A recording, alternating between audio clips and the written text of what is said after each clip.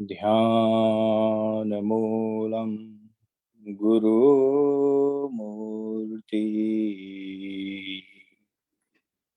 पूजामूलं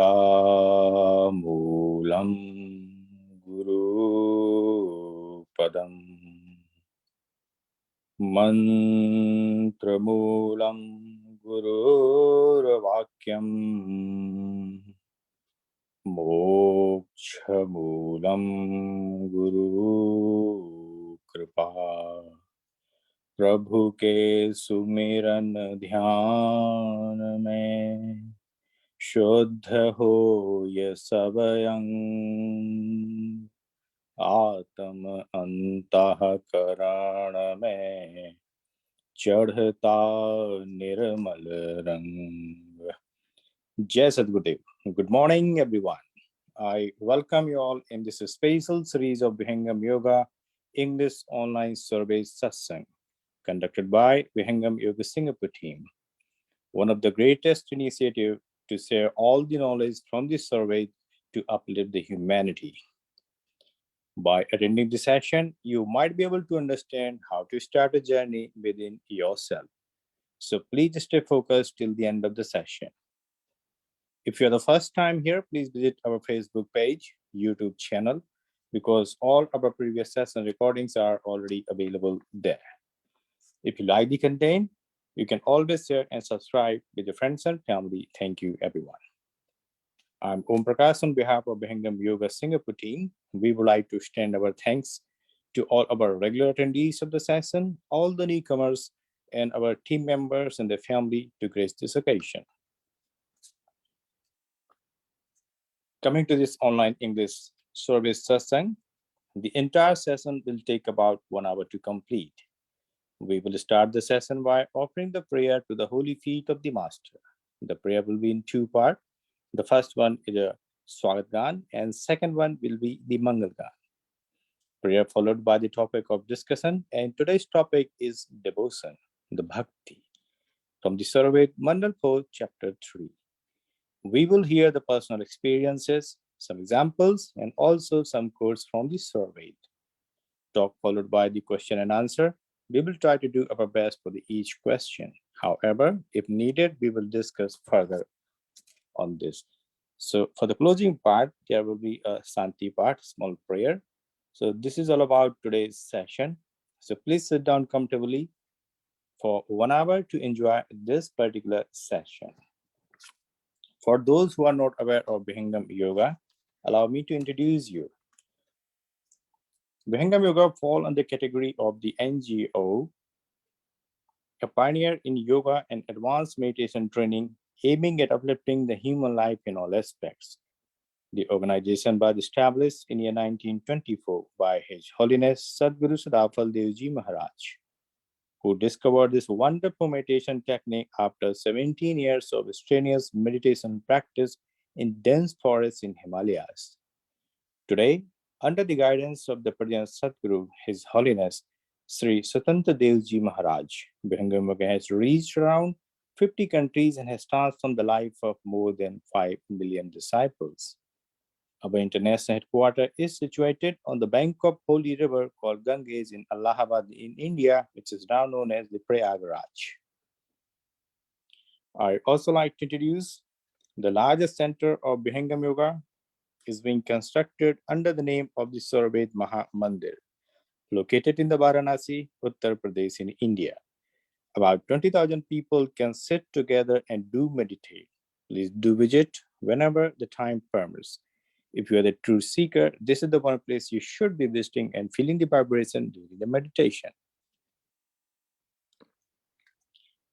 So let us start the session. The first, we're going to offer a welcome song, a small prayer for the world peace and prosperity.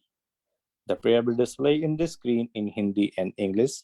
To offer a prayer in the holy feet of the Master and get blessing for the session, I would like to invite Mr. Srinivas Ji. Srinivas Ji joining us from Singapore and has been associated with Vihangam Yoga from last 3 years. He's a regular practitioner of Vihangam meditation. Over to you, Mr. Srinivas. जय सद्गुरुदेव. स्वागत खान.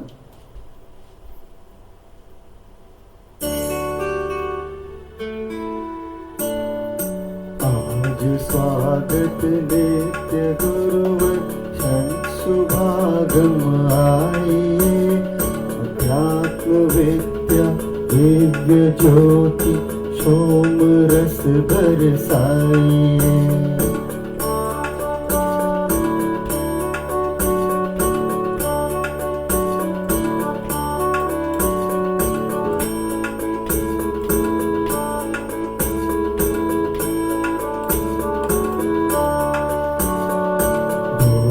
दुर्गुण दूर करके शुद्ध हंस बनाइए, वेद गम गति ज्ञान गर्जन शक्ति द्वार हटाइए।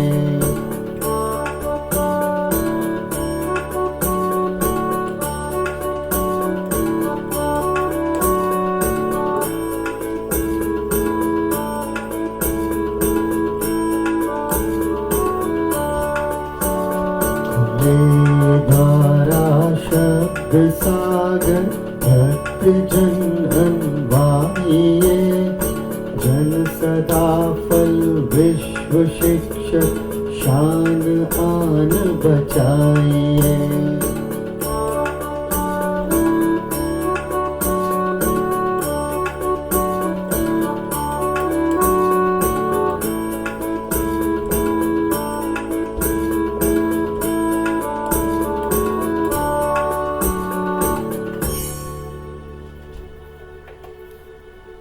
मंगलगान।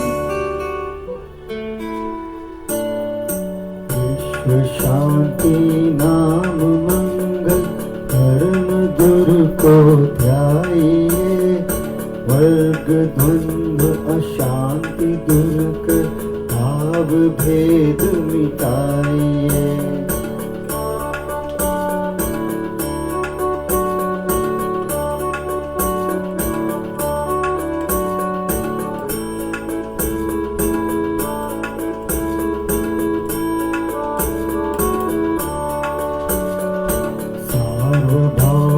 समष्टि सत्ता ध्यात्म राज्य बनाइए, देश भाषा भाव जग में ध्यान कर दर्शाइए।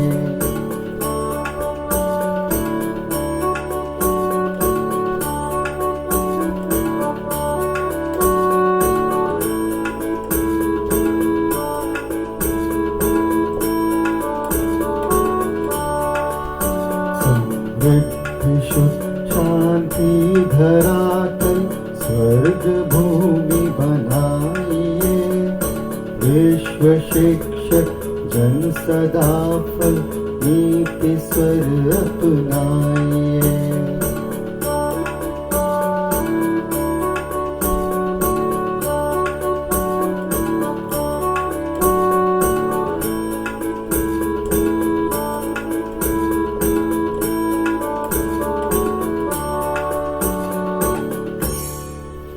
जय सद्गुरुदेव। Thank you, Srinivasi, for the wonderful prayer with the music. Hope everybody enjoy. And now moving forward to the next activity, which I hope everybody waiting for it, that is today's talk. Today we're going to talk about the devotion. One time I was sitting with my friend and we are discussing about a little bit about Vihangam yoga. Then after a few minutes, his wife come back, and when she listen us, she say, "Oh, you guys are too devoted." So the question here for all my friends, if we are talking something, are we really devoted? To put more light on this topic, I would like to invite Mr. Subhash Chandra. Subhash is joining us from Singapore. Since childhood, Subhash is associated with the practical knowledge of Bhakti yoga. He is one of the busiest person, but he still finds the way to promote the precious knowledge of the Sadguru, while also balancing his life and trying to spiritual progress. Subhash has been working for about 9 years as the director in the Department of Multinational Institute related to the reinsurance in Singapore. Prior to this, he has served in some high-level multinational institute in India as well as in the Reserve Bank of India. Over to you, Subhash, for today's topic, which is Bhakti devotion. Thank you. Thank you very much, Omji.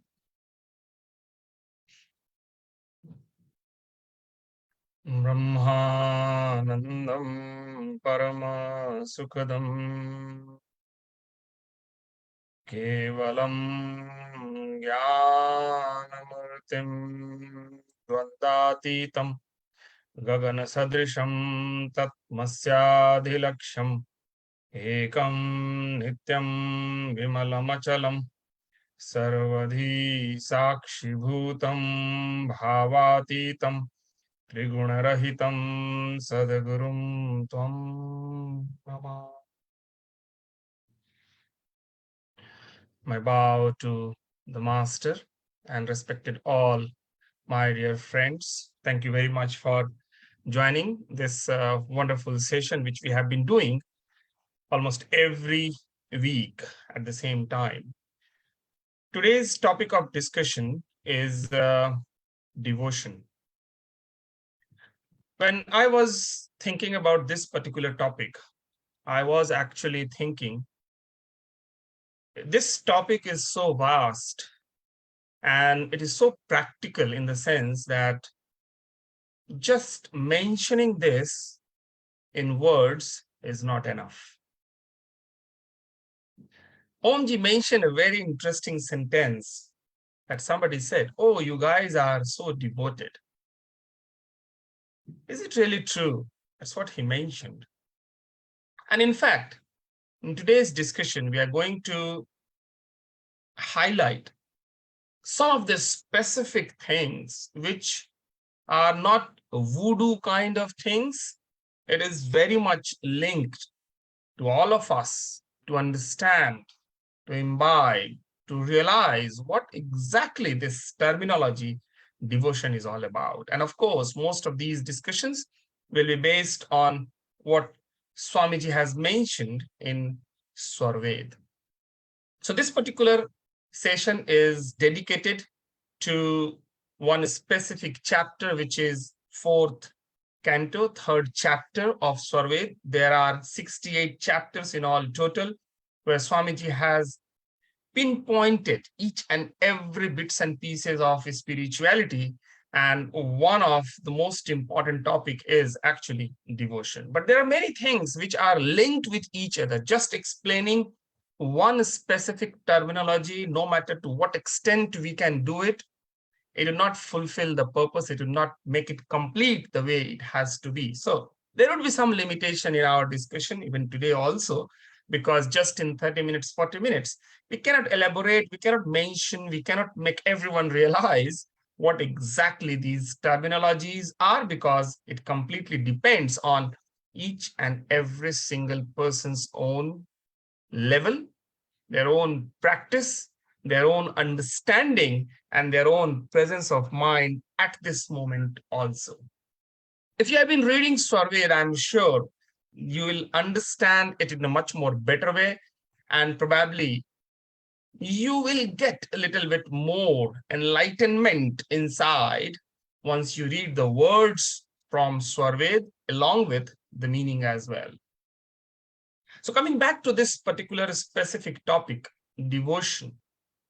Most of the time when we roam around, meet people, discuss people, we have been hearing this particular word from many people. Oh, this person is such a devotee person. Indeed, that's true. But what is the real meaning of devotion? That's what we are going to discuss, and I will be highlighting some of the specific points which is mentioned in Swarved. Some of the things related with devotion are a little bit harsh also, but these are the facts which we must realize, we must understand what devotion means. So to begin with, so what I'm going to do is probably I'm going to highlight some of the specific points which are very, very basic things, which we must realize, we must remember, which we must understand from our day-to-day life. Whatever we do, what is the basis of anything what we do? Like right now, if I'm speaking, what is the basis of my speech? What is the basis of the voice which you are hearing right now? That we have to understand. Some people may say, oh, really? If there is a voice, it must come. If somebody is creating a voice or speaking something, it must come from the mouth itself. What is the meaning of, what is the basis from where this voice come? But yes, indeed, there is a basis. There is a basis. How does this voice come out from this mouth? Who generates it? Is it automatic? We need to understand these things. Similarly, when we talk about devotion, when we talk about knowledge, when we talk about bliss, when we talk about any other item, any other entity, any other thing, we have to realize what is the basis of the experience or the feeling of whatever we are linked to. So it's very simple. We have four, five things given to us through which we realize few things and which can be the basis for anything, whatever we do. Body is there, which is linked with our sense organs, of course. Then we have mind, we have memory, based on which we remember things, not just from this life, but all the past lives also. It doesn't matter whether we can decode it at one time or another. That's altogether different thing, but it has been given to us. One is, a specific thing is, managing our emotion is the ego, and the ultimate one is the soul, which we are in reality. It's the house. The body is the house for the soul, the mind, the memory, and ego, and intellect. All these things are just the tools for me, for you, to function in this world. So when we talk about devotion, at what basis we are talking about? Are we talking about devotion at body level? Say, for example, there is someone who you can see that he is sitting somewhere, wherever he is, and he's just involved in something. Looks like his body is roaming this, that, etc., etc. He's so much engrossed in whatever is happening. That's his body, engrossed completely in some activity. That is one devotion. We can say, definitely it is. Definitely it has to be. But as far as the basis is concerned, that basis is the body. Similarly, there is something which is at a basis, on the basis of the mind as well. We may be thinking something, we may be realizing something, we may have something in our day-to-day life which probably we think that this is devotion. Indeed, it is, but the basis may be the mind. Similarly, we are recalling something which we have experienced in past, some good activity which we have done in past. Why not? It is possible that we are in devotion phase. Are we not? Probably yes. But the basis probably would be the memory included. Similarly, there are some people probably who are so much devoted, but probably from the inner side, they're just satisfying their ego one way or another, either for themselves, for self-satisfaction, or probably because of the social factor or something else. But the basis can be the ego also for devotion. And there is one more, which is the soul, which is the conscious entity based on which everything is happening ultimately, directly or indirectly, which we are, the soul itself. That can be another basis for devotion. So the important point for us probably is another thing, whom to devote. Can I devote myself to, say, for example, my father? Can I devote myself to my school teacher? Can I devote myself to my friend? Can I devote myself to my wife? Can I devote myself to someone else? That's a big question. How do we define this devotion? That we must understand. Usually people say devotion means devotion to the Almighty, devotion to the God, devotion to the Supreme Soul, right? One interesting question is, have we really understood what that entity is? We say Almighty, we say God, we say this, that, etc.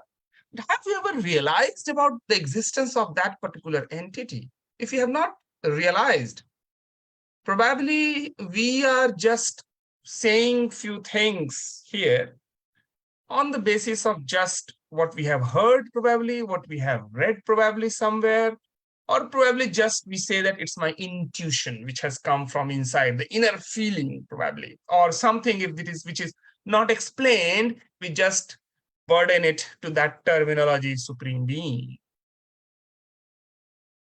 But if we have to devote to some entity, one or another entity, don't you think, this is a very open question, don't you think that we must first know whom we are devoting ourselves? It cannot be just a blind thing. Cannot be. Because the life which has been given to us is just one life. All the past lives are there, future life may also come, but we don't remember anything. We don't know anything other than this life. So isn't this life given to us is just one to realize whatever we have to? So the time is very important for us. Each and every single breath is so important that we don't invest it something which is not relevant to us. So the very first thing is coming, whom we have to devote ourselves. And thereafter, the next thing will come, how to devote. So what should be the basis? Whom to devote and how to devote. Unless and until we know these things, we are just playing blind, probably. And that's what, in fact, Swamiji has mentioned in this particular chapter, in one of the couplet, which he has mentioned.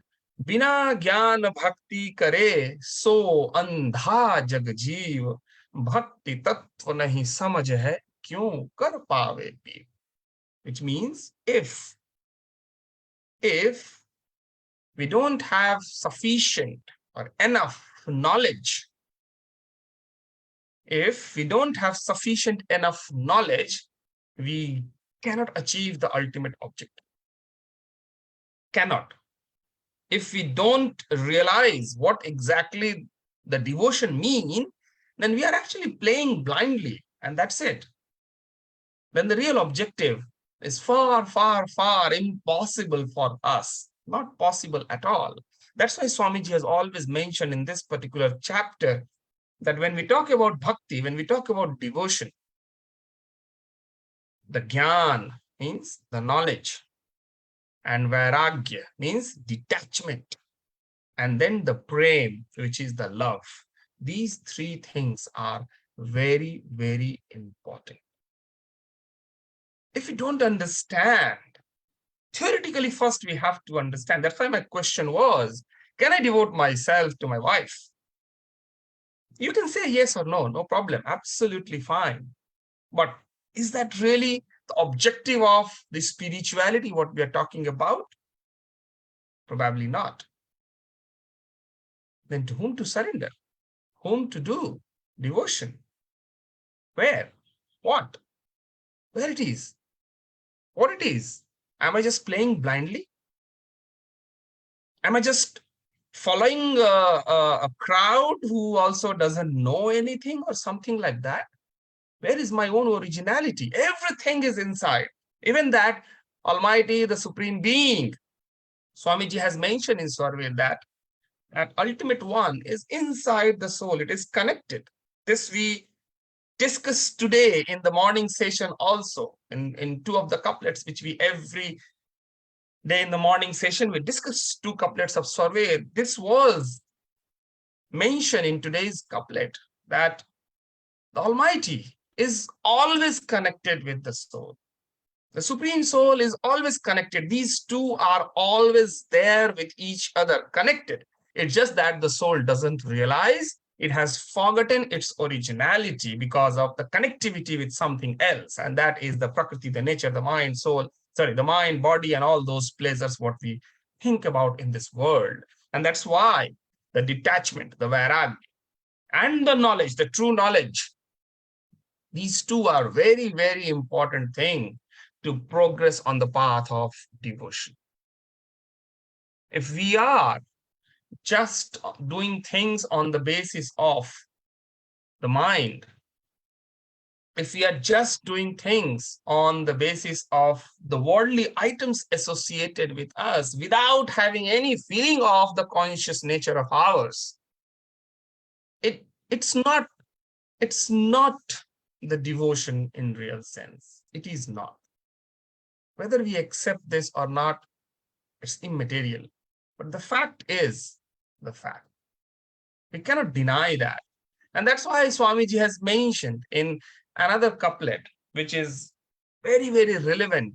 And this is the one important thing which I think we should focus more and more. Where Swamiji has mentioned, Gun mein gun ki bhakti hai, yah maya par panch, prakriti par prabhu bhajan hai, chetana, chetan sanch. Gun. Here, the gun doesn't mean the characteristics. Here, the guna means the three basic nature of the Prakriti. You might have heard Sat, Raj, and Tam. These are the three basic characteristics of each and every atoms and molecules in this world, based on which we feel things. Sometimes we feel like, oh, I'm so devoted today.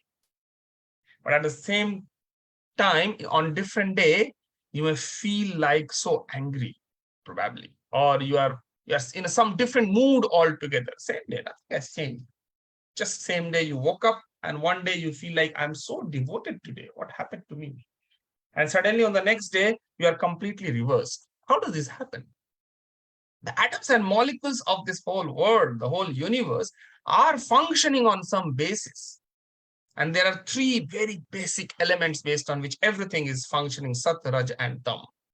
Till the time we are connected to these atoms and molecules and their characteristics, for which we are dependent on our body, we are dependent on our mind, the bhakti, the devotion, is just an illusion.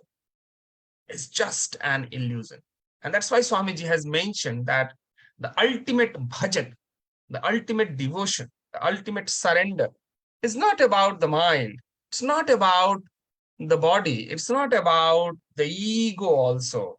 It's mostly about the soul itself at a conscious level. Unless and until we bring ourselves, unless and until we make our basis concretely at the level of soul, consciously, at a level of consciousness, we cannot even take a single step for bhakti. If we are saying it's not the ultimate devotion which actually the spirituality is about, it's a different thing. We can still say, okay, it is devotion, absolutely fine, but it's just for the sake of saying. Ultimately, what Swamiji has said in one of the other couplet is that गो मन तन से भक्ति नहीं, यह सब जग कर कर्म, कर्म पाश जीव पाशिया, जन्म मरण दुख कर. What Swamiji is saying that, and if you're not at a level of soul, that means if you're not at a conscious level, and thereafter whatever activities you are doing based on your body, based on your mind, based on each and every other entity, and you feel like I am devoted, there is nothing wrong as per your feeling, that's okay. But in reality, these are all karmas. No matter how good feeling you have, if the mind, if the body is involved in all these activities, it's basically a karma. Good karma, absolutely. But be it good karma or bad karma, doesn't matter. As in one of the particular session, probably we have discussed that because of any karma what we do, if it is the results are not coming or it has not come, then we have to wait to receive those results. And many a times, many of these results are carried forward to our next life. So it doesn't matter whether it is a good karma or bad karma. Even if it is a good karma, you have to come to receive the result of it if you didn't receive it, to balance it out in this particular life. But you don't know whether whatever you are doing will be balanced out in this life or not. If it did not, then it will be simply carried forward. If it is carried forward, you cannot donate it to someone else. It is in your account. That's how the whole mechanism is about. You yourself is responsible for whatever karma you are doing to receive the fruits of it, the results of it. We cannot run away. And anything, how the karma is defined, anything which we perform on the basis of the body and the mind without being at a conscious level, that means the soul has not awakened. If you're performing anything, it is considered as karma. no matter what it is. It is not bhakti. It is not devotion. Probably if we try to understand these things on the basis of our intellect right now, we probably may not, because intellect itself has a limitation. These things also have to be understood at a level of consciousness. But probably if we are not at that level, then we will not feel it the way it has to be felt, the meaning of devotion. A devotee, if there is a devotee who is at a conscious level, the level of consciousness is high and feeling connected with the Supreme Being, it doesn't matter to that person what is happening around. Everything will be there. But his consciousness will always be pulled to be connected with that Supreme Being, the power itself. He will always feel the presence of the Supreme Being inside himself or herself, around himself or herself, everywhere. Just nothing else will be visible from that divine eye, only that entity for which the devotion has to be done, and that's it. Nothing else matters to that person. Nothing else means nothing else actually matters. As it is, that's the originality. The body is there. That doesn't mean if you're fully devoted, that doesn't mean that you are dead. You are there. You are there. Soul has multiple types of powers and multiple entities associated with which it can perform many things here and there. The ultimate one is the conscious one, which connects itself with the Supreme Being. If that happens, then the bhajan will happen automatically. The bhakti, the devotion will continue on its own basis. You will find that presence everywhere. No matter whether you are sleeping, no matter whether you are walking, you are talking to someone else, no matter what you are doing, the divine eye will always feel the presence of that Almighty. That situation when comes, that is the bhakti. Even if you get a glimpse of it, then the bhakti starts. If devotion starts, if we have not experienced the presence, how can we devote ourselves to that entity? A very simple question. If we have not felt the presence or we have not experienced that entity at a conscious level, okay, we may have felt the presence at mental level, at intellect level, or through these eyes, whatever is available around us, we may have felt that. So our devotion may be attached towards those entities through which we have been experiencing at that level. But the ultimate, we are talking about the experience at the level of the consciousness. If you have not felt the presence of that super conscious entity at our own conscious level, how can we devote? It's an illusion. And in fact, to devote our consciousness to that supreme conscious being, first we have to reach to our conscious level. If we have not reached to our own conscious level, how can we devote that conscious level to that supreme level? Cannot be possible. So that's why if we have not awakened, if we have not reached to the conscious level, whatever we do on the name of devotion, it's true, it's good, it's very nice, but it's not the ultimate one. Not the ultimate one. Then I'm again reminding what Omji mentioned at the beginning. You're so devoted. Probably, yes, true, whomever this sentence is being told, but the reality may be something else. The reality is about the basis. We ourselves can check what is the basis. The one who is at that conscious level is just calm, is just in peace, doesn't need anything. Whatever you give to that person, it doesn't require anything else. Swamiji has mentioned one another couplet in Swarved in this particular chapter, that there is a bird which is very interesting. If suppose somebody hits him by bow and arrow and he just fell down into that a river, suppose, and he's so thirsty at that point, but because of his own conscious nature, the bird will not take a single sip, a drop of that water from the river, because it doesn't need that. He feels that if any drop of water goes inside my mouth, it will be the first dew in one specific time, which is called Swati Nakshatra. I don't know about English version of this. A specific timeline when first droplet of a nectar for that particular bird drops to its mouth. It just requires that one, nothing else. There's so much of water available around it. Even at the time when it is dying, the bird is dying. And if it takes a sip of water, some drop of water from the river, probably it can save itself. But still, no, I cannot. That's my dedication. That's my devotion to that one single droplet, which I have tasted previously. I cannot take anything else, even if I'm dying. I'm just for that. That's just an analogy Swamiji has given in this particular chapter mentioning. And that's why the knowledge is very important, where we are devoting to, how we are devoting to, and to know and understand all these things Swamiji has mentioned in the 16th couplet of this particular chapter, that Sadguru Sharanagat Bina Sumirana Bhajanana Hoy Pashe Karma Vidambana Manamaya Gharaso.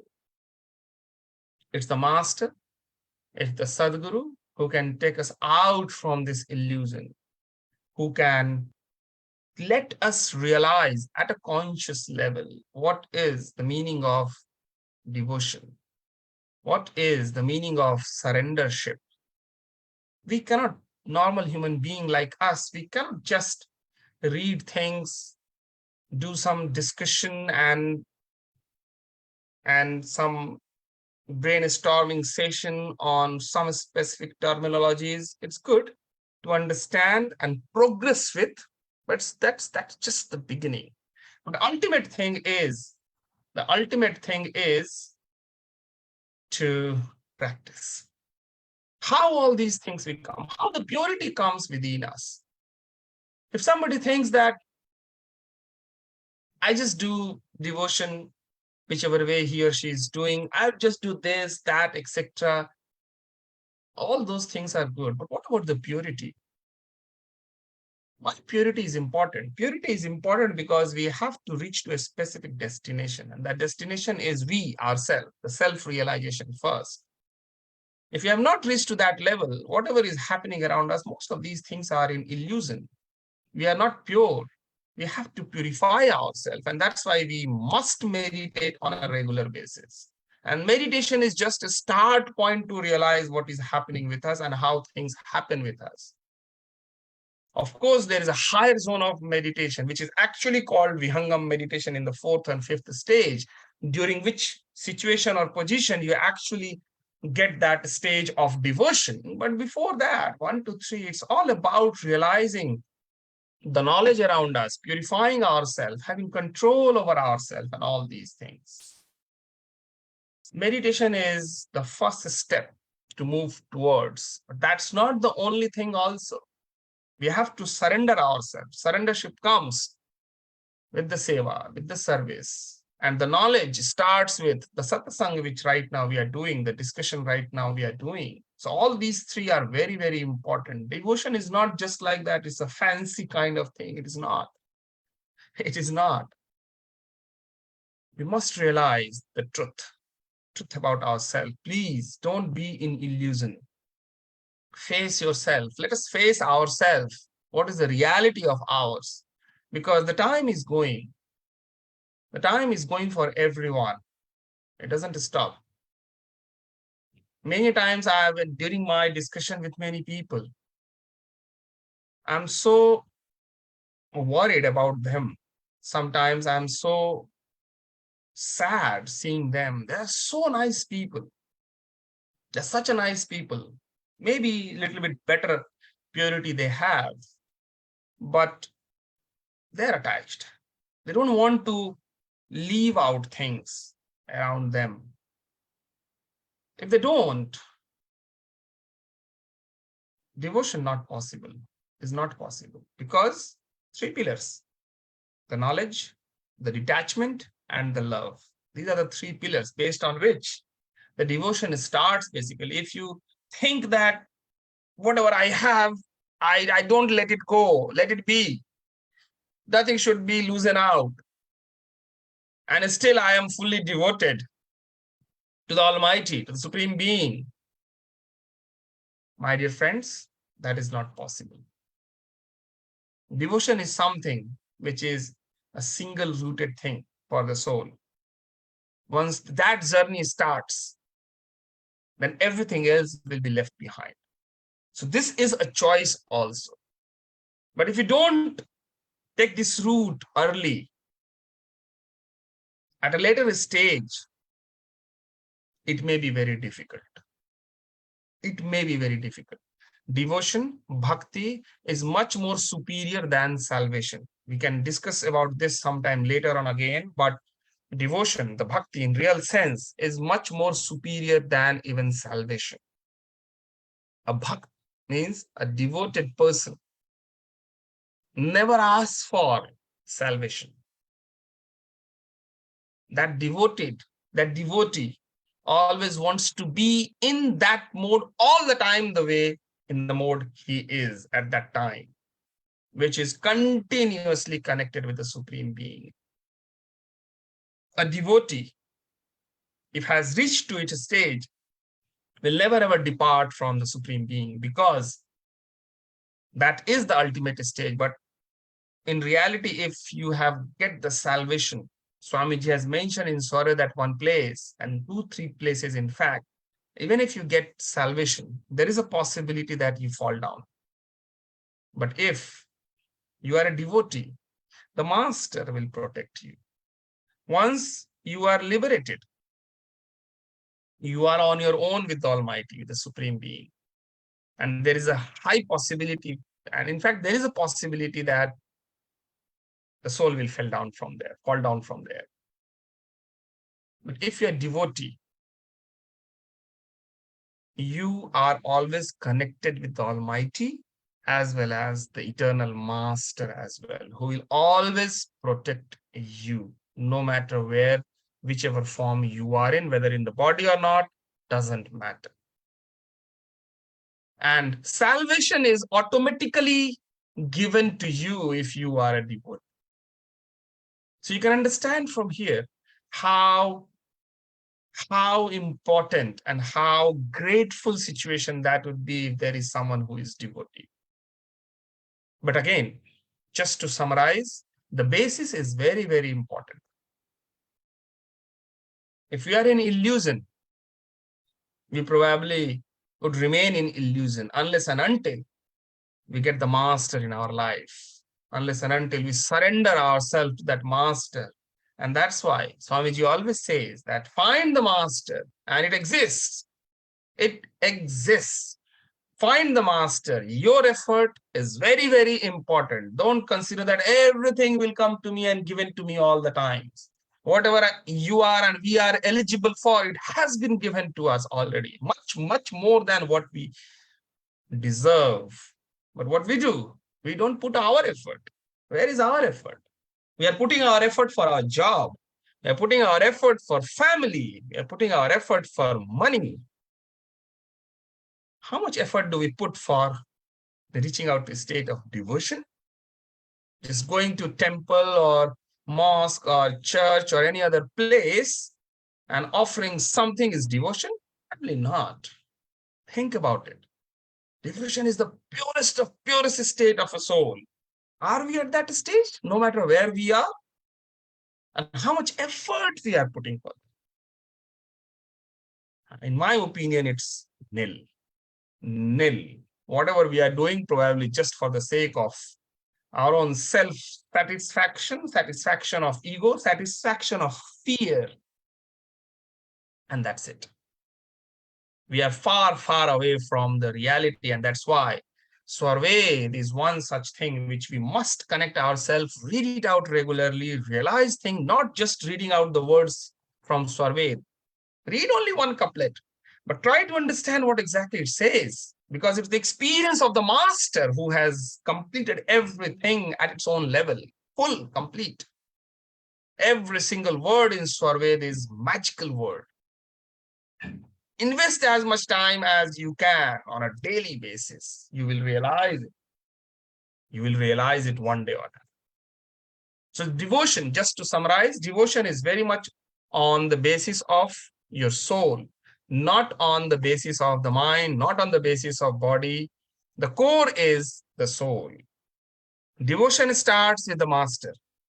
First, we have to surrender ourselves through proper knowledge, through proper activities towards the master to serve him, who will make us eligible to become a devotee. We can't become devotee on our own. Not possible. It's not a game for kid kind of thing. We cannot do that. It's the master who gives us things in such a way through his purity that we become a devotee. So first we have to become a devotee to the master, and then only he will take us to become devotee to the Almighty. Otherwise, things are just in illusion.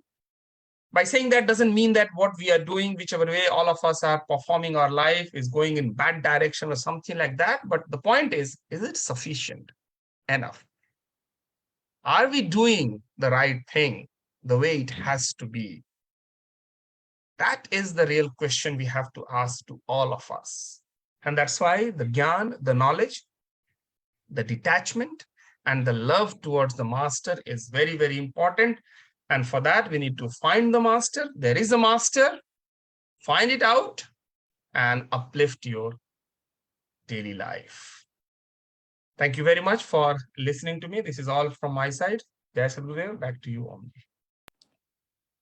Is there any question based on this discussion? Please feel free to unmute yourself. Any question?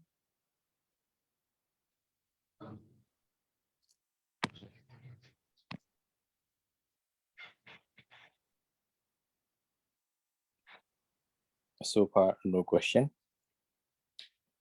Thank you, Subhash, for today's wonderful talk. Many hidden things were revealed. And interestingly, we all know the basics of the devotion that could be mind, body, memory, ego, and a soul. Good question asked, where to devote and whom to devote? So the answer is, devote to the Almighty. On the basis of the soul, elevate your consciousness. Important is what to do, what makes you elevated. To reach out to your self-realization, the key is the meditation. Also, we need to perform service, satsang, meditation, and self-reading. Devotion is the state of the person where his conscious continuously connected, always connected with the Supreme Soul. That is the devotion. So find the master, surrender for yourself, and find and follow his path and perform a regular meditation. Thank you for your talk. And now let's move to the next.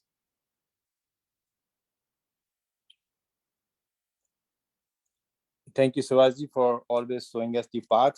Without you, we can't understand the real meaning of the survey or what exactly our master trying to say. We are trying to develop ourselves by just listening to you. Thank you. Thank you, Srinivasji. You are a very great team player. I see the development on our team activities under your presence. Thank you to you and all your family members. We will be hearing very soon, Chandanji, on the Santi part, a great helping hand and truly devoted in the Vihangam Yoga. This is all motivating to all of us. Thank you, everyone. Now let's move to the end part of the session, where we're going to offer a closing prayer, which we call the Santi part, on the holy feet of the Master. To offer the prayer, I would like to invite Mr. Chandan Singh. Chandanji joining us from Singapore, a regular practitioner of Vihangam meditation, also handling all the IT-related work and coordinating with each and everyone to let all the session run very, very smoothly. Over to you, Chandanji. Shanti part. Jai Sadgurudev to everyone. हे प्रभु शांति स्वरूप हो, शांति शांतिमय शांति, शांति शांति जन शांति हो, पूर्ण शांतिमय शांति। हे प्रभु शांति प्रदान कर, दूर हो सर्व अशांति। देव सदा फल शांतिमय, शांति शांति सुख शांति, शांति शांति सुख शांति। Thank you. Back to you, Omji. Thank you, Chandanji, for always here with us. And as you all saw the picture of the survey, which we call is the Encyclopedia of the Spirituality, the holy book composed by Excellency Sadhguru Sadafal Devji Maharaj. This book is available in Hindi, but very soon you will get the English version. If you don't have the hard copy, please do reach out to us. You can also download by Android and Play Store. And we highly recommend to keep a copy of the survey. Read few couplets before you start meditation. Now, if anybody has any question, please admit yourself. We have few minutes for Q&A. Any question? Anyone, please just unmute yourself. You can ask about the meditation. You can ask about the Vihangam yoga. Also, you can ask about today's discussion topic. We are here to assist you. Seems no question. And this is the end of the session. Thank you everyone for your participation. See you in the next session. Till the time, take care, stay healthy, and bye-bye. Jai Sadgurudev.